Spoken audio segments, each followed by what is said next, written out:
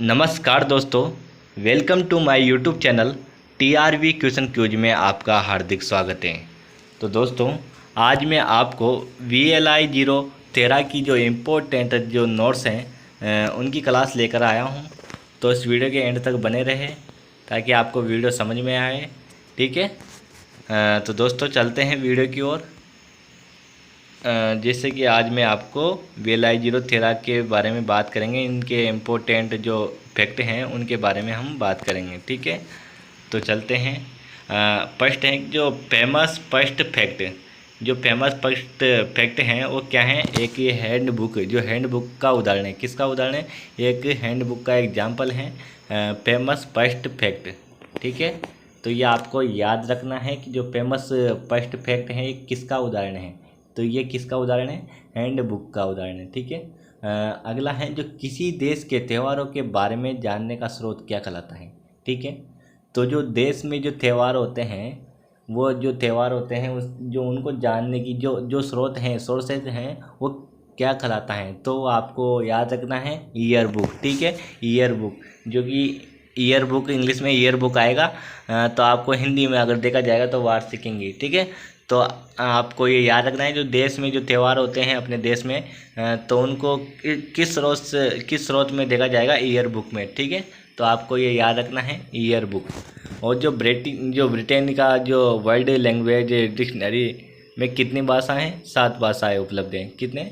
7 भाषाएं। तो आपको ये याद रखना है जो ब्रिटेन का जो वर्ल्ड लैंग्वेज है वो उसमें जो कितनी भाषाएं हैं? 7 भाषाएं आपको याद रखनी है। ठीक है, क्वेश्चन आता है जो ब्रिटेन का जो वर्ल्ड लैंग्वेज डिक्शनरी में कितनी लैंग्वेज हैं? तो आपको याद रखनी है 7 लैंग्वेज हैं। ठीक है, जो अगला है जो ग्रेलाइनर ऑनलाइन एक क्या है? एनसाइक्लोपीडिया। ठीक है, एनसाइक्लोपीडिया है, ये याद रखना है। जो क्या होता है मतलब जो ग्रे लाइनर है वो क्या है? एक एनसाइक्लोपीडिया है। ठीक है, तो आपको याद रखना है। ये डायरेक्ट मैंने जो फैक्ट हैं वो इम्पोर्टेंट फैक्ट हैं। डायरेक्ट क्वेश्चन यहीं से बनता है और ज़्यादा पढ़ने की ज़रूरत है नहीं इसमें। जो मैंने इम्पोर्टेंट है वो आपको बता रखा है। ठीक है, अगला है जो एनसाइक्लोपीडिया है वो ब्रिटेनिका का जो 15वां संस्करण है, जो 15वां एडिशन है, वो क्या है? कौन सा एडिशन है? वो एक नया एडिशन है। क्या है? नया एक एनसाइक्लोपीडिया ब्रिटेनिका है। क्या है? जो नया है वो एनसाइक्लोपीडिया ब्रिटेनिका है। ठीक है, तो आपको याद रखना है जो एनसाइक्लोपीडिया है वो जो ब्रिटेनिका का जो एनसाइक्लोपीडिया है, तो ये क्या है? जो 15वां संस्करण है ना इसका, तो जो 15वां एडिशन है वो क्या है? एक नया एनसाइक्लोपीडिया ब्रिटेनिका है। ठीक है, तो आपको याद रखना है कि कौन सा एनसाइक्लोपीडिया नया है, तो 15वां संस्करण। ठीक है, 15वां एडिशन है वो एक नया एनसाइक्लोपीडिया ब्रिटेनिका है। ठीक है, और अगला है गाइड टू लिटरेचर। ठीक है, गाइड टू लिटरेचर क्या है? एक द्वितीय सोर्सेज है। क्या है? द्वितीय स्रोत हैं। तो आपको याद रखना है कि जो गाइड टू लिटरेचर है वो किस स्रोत में आता है? वो द्वितीय स्रोत में आता है। ठीक है, तो द्वितीय स्रोत के अंतर्गत आता है, तो आपको ये याद रखना है। अगला है जो मोनोग्राफ एक सर्वे टाइप कैटेगरी में आता है। किस श्रेणी में आता है? ये सर्वे टाइप मतलब जो मोनोग्राफ हैं, जैसे कि मोनोग्राफ एक सर्वे टाइप कैटेगरी मतलब जो सर्वे टाइप होती है ना, वो उस श्रेणी में आता है। ठीक है, तो आपको याद रखना है जो मोनोग्राफ किस श्रेणी में आता है? सर्वे टाइप श्रेणी में। ठीक है, अगला है वेब ऑफ साइंस। क्या है? वेब ऑफ साइंस, ये क्या है? एक साइटेशन डाटाबेस है। क्या है? Citation database. तो आपको याद रखना है कि जो वेब ऑफ साइंस है वो क्या है? एक डाटाबेस है। कौन सा डाटाबेस है? Citation database. ठीक है, जो सूचना के जो प्राथमिक स्रोत हैं, ठीक है, इस जो VLI 013 है इसमें ज़्यादातर क्वेश्चन यहीं से बनेंगे कि सूचना की प्राथमिक स्रोत कौन कौन से हैं, द्वितीय स्रोत कौन कौन से हैं, तृतीय स्रोत कौन कौन से हैं। तो मैंने अगले जो मतलब आगे बता रखा है कि पूरे एक साथ मतलब एक ही पेज पर लिख रखा है कि प्रथम स्रोत कौन कौन से हैं, द्वितीय स्रोत कौन कौन से हैं और तृतीय स्रोत कौन कौन से हैं। तो आपको याद रखना है जो सूचना के प्राथमिक स्रोत कौन कौन से हैं, थीसिस, डायरी और पत्र। ठीक है, ये इम्पोर्टेंट है, तो आपको इनको कंप्लीट याद रखना है। ठीक है, आगे हैं सैमुअल ग्रीन में संदर्भ सेवा की अवधारणा दी। जो सैमुअल ग्रीन है उसमें कौन सी सेवा की अवधारणा दी? संदर्भ सेवा की अवधारणा दी। ठीक है, तो आपको ये याद रखना है कि जो सैमुअल ग्रीन है उसमें किसकी अवधारणा दी? संदर्भ सेवा की अवधारणा दी। आगे चलते हैं। इंडियन नेशनल बिब्लियोग्राफी, क्या इंडियन नेशनल बिब्लियोग्राफी का प्रकाशन किस में होता है? मासिक में होता है। तो क्वेश्चन किस प्रकार से आएगा कि नेशनल जो इंडियन नेशनल बिब्लियोग्राफी है, जो भारतीय राष्ट्रीय ग्रंथ सूची है, उसका प्रकाशन किस में होता है? तो किस में होता है प्रकाशन? मासिक में होता है। किस में होता है? मासिक में। तो आपको याद रखना है कि इसका जो प्रकाशन होता है वो किस में होता है? मासिक में होता है। अगला है जो बिब्लियोग्राफी है वो एक ग्रंथ सूची है, वो क्या है? एक किताबों की सूची है। जो बिब्लियोग्राफी क्या है? एक किताबों की सूची है। ये बहुत ही इम्पोर्टेंट फैक्ट है कि जो बिब्लियोग्राफी है, क्वेश्चन आएगा कि बिब्लियोग्राफी क्या है, तो आपको ऑप्शन में देखा जाएगा, ऑप्शन में मिलेगा कि एक किताबों की सूची। ठीक है, तो आपको ऐसे मतलब एक किताबों की सूची याद रखना है कि बिब्लियोग्राफी एक क्या है? किताबों की एक सूची है। ठीक है, अभी आते हैं जो मैंने फैक्ट आपको बता रखे हैं।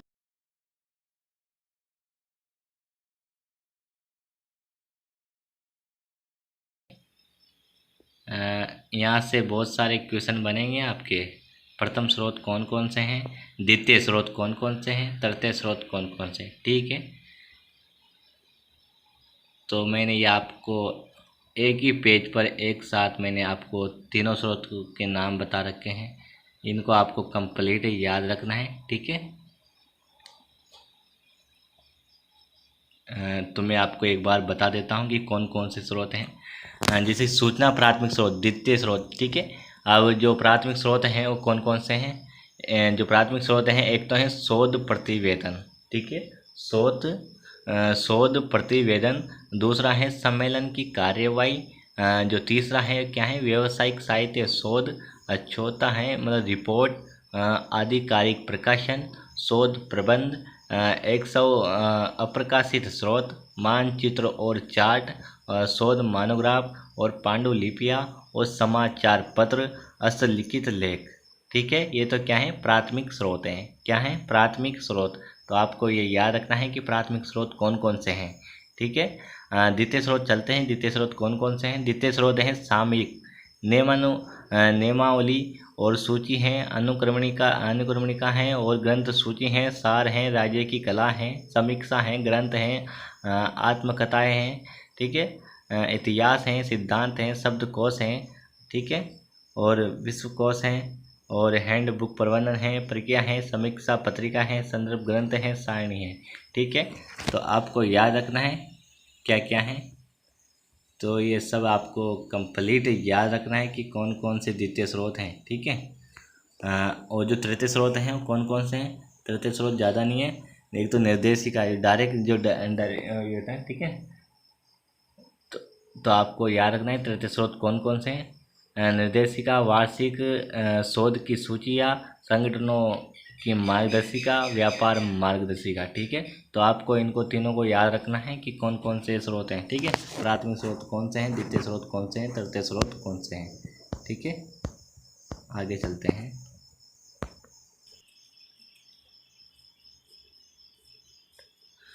तो एक भौगोलिक शब्दकोश को गजेटियर भी कहा जाता है। क्या कहा जाता है? भौगोलिक स्रोत होता है, जो मतलब भौगोलिक स्रोत होता है, जो भौगोलिक शब्दकोश होता है उसे क्या कहा जाता है? गजेटियर। ठीक है, गजेटियर। आपको याद रखना है कि भौगोलिक शब्दकोश को गजेटियर कहा जाता है। ठीक है, जो फिलोसफिकल है transaction royal society of London द्वारा प्रकाशित की गई है। यह बहुत इंपॉर्टेंट क्वेश्चन है कि जो फिलोसफिकल हैं, जो ट्रांसैक्शन को किसके द्वारा प्रकाशित किया गया है? फिलोसफी ट्रांसैक्शन को किसके द्वारा प्रकाशित किया गया है? रॉयल सोसाइटी ऑफ लंदन के द्वारा। ठीक है, लंदन के द्वारा इसे प्रकाशित किया गया है। किसे प्रकाशित किया गया है? Philosophical transaction. ठीक है, तो आपको ये याद रखना है। थीमेटिक नक्शा। अब थीमेटिक नक्शा क्या होता है? थीमेटिक नक्शा जो विशेष गुण दर्शाता है, क्या दर्शाता है?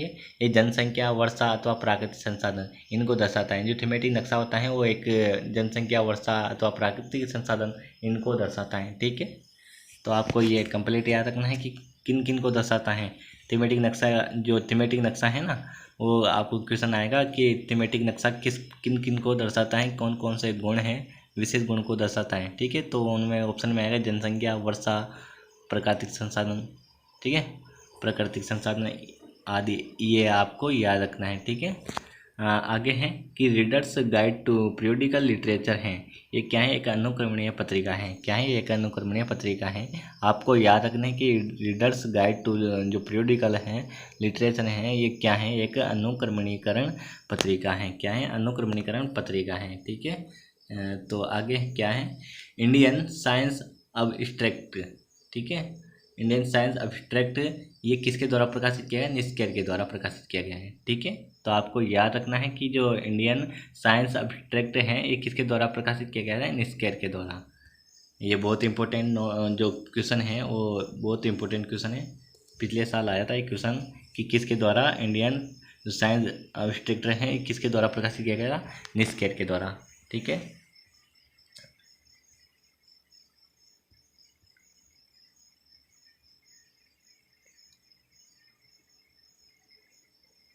जो अब आगे हैं कंप्राइज पर्सनल जो वर्ब है वो डिक्शनरी है, वो किसके द्वारा, एक विशेष डिक्शनरी है। क्या है, एक ये विशेष डिक्शनरी है। ठीक है, तो आपको ये याद रखना है जो विशेष डिक्शनरी कौन सी है, कंप्राइज पर्सनल वर्ब डिक्शनरी। ठीक है, आगे एंसाइक्लोपीडिया अमेरिकन जो कि जनरल एंसाइक्लोपीडिया है। क्या है, एक जनरल एक सामान्य जो एंसाइक्लोपीडिया है, क्या है, सामान्य एंसाइक्लोपीडिया। ठीक है, तो ये जो एंसाइक्लोपीडिया है अमेरिकन है वो क्या है, एक जनरल एंसाइक्लोपीडिया है। ठीक है, आगे चलते हैं। एंसाइक्लोपीडिया को ज्ञान का स्टोर हाउस कहा जाता है। क्या कहा जाता है, ज्ञान का स्टोर हाउस कहा जाता है। एंसाइक्लोपीडिया को क्या कहा जाता है, ज्ञान का स्टोर हाउस कहा जाता है। अब एंसाइक्लोपीडिया के बारे में हम बात करेंगे कि क्या क्या इसके फैक्ट हैं। तो इम्पोर्टेंट फैक्ट यही है कि एंसाइक्लोपीडिया अमेरिकन को एक तो जनरल एंसाइक्लोपीडिया कहा जाता है, और एंसाइक्लोपीडिया को क्या कहा जाता है, ज्ञान का स्टोर हाउस कहा जाता है। और एक एंसाइक्लोपीडिया जो ब्रिटेन का है शिकागो से प्रकाशित हुआ। जो मेन फैक्ट हैं यहीं से क्वेश्चन आता है कि ये शिकागो से प्रकाशित हुआ। जो प्रथम इसका एडिशन है वो 1768 से 71 के लगभग प्रकाशित हुआ। वो जो 15वां संस्करण है वही नेव वाला है, एंसाइक्लोपीडिया जो ब्रिटेन का है वो 15वां संस्करण है, 1974 में प्रकाशित हुआ था। जो 15वां एडिशन है वो एक तो 32 खंड हैं और 3 भाग हैं। ठीक है, आपको याद रखना है कि एनसाइक्लोपीडिया ब्रिटानिका के शिकागो में प्रकाशित हुआ। प्रथम जो एडिशन है वो 1768 में प्रकाशित हुआ। जो 15वां एडिशन है वो 1974 में प्रकाशित हुआ। वो जो 19वां जो मतलब 15वां संस्करण है वो 32 खंडों में और 3 भागों में प्रकाशित हुआ था। कितने भागों में, 3 भागों में और 32 वॉल्यूम में। ठीक है, वॉल्यूम में आपको याद रखना है। तो इनको आपको मतलब 3 भागों में डिवाइड किया गया है और 32 वॉल्यूम में इनको बताया गया है। ठीक है, जो नेव एंसाइक्लोपीडिया है ब्रिटानिका है 3 भागों में प्रकाशित है। आपको ये याद रखना है जो नेव एंसाइक्लोपीडिया है वो कितने भागों में प्रकाशित है, 3 भागों में प्रकाशित है। ठीक है, आगे चलते हैं।